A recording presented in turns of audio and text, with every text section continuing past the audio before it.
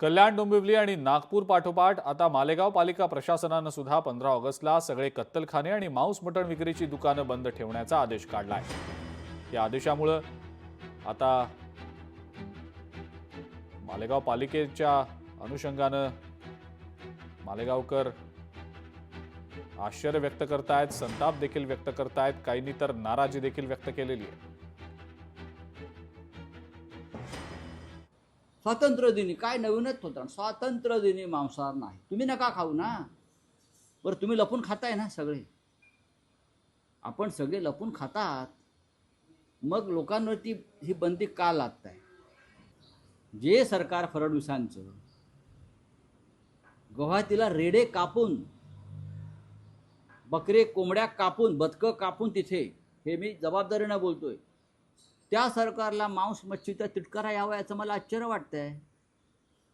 हां, 65 रेडे कापले कामाख्या देवीच्या मंदिरात आणि त्या रेड्यांचा प्रसाद खावा लागतो कापणाऱ्याला, हे पण तुम्हाला मी सांगतो।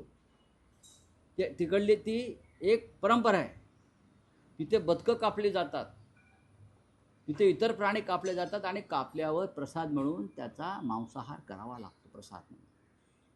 अशा सरकारचे जनक आणि निर्माते देवेंद्र फडणवीस महाराष्ट्राला सांगतायत की शाकाहारी व्हा स्वातंत्र्य दिनी। परत सांगतो की थोतांडशाही बंद करा। आमचे म्हणणं साफ आहे, कोणी तुम्ही शाकाहारी असू शकाल, कोणी मांसाहारी असू शकाल, कोणी नुसतं पेस्किटेरियन म्हणजे मासे खाणार असू शकाल, कोणी व्हीगन असू शकेल, हे तुमचा प्रश्न आहे। पण हे महापालिकेचे अधिकारी आहेत कोण तुम्हाला सांगायला की तुम्ही काय खाऊ शकता काय नाही खाऊ शकत?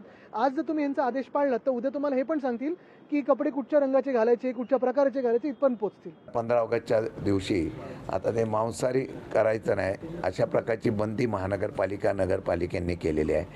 खरं म्हटलं तर आता विकासाच्या मुद्द्याच्या ऐवजी आता असे विषय सारखे रोज चर्चेला येणं आणि त्याच्यातून समाजामध्ये तेढ निर्माण होणं, ह्याला सर्वस्व जबाबदार सध्याची असलेल्या महायुतीची आहे। लोकशाही मराठी ऐका, पहा, जागरूक रहा।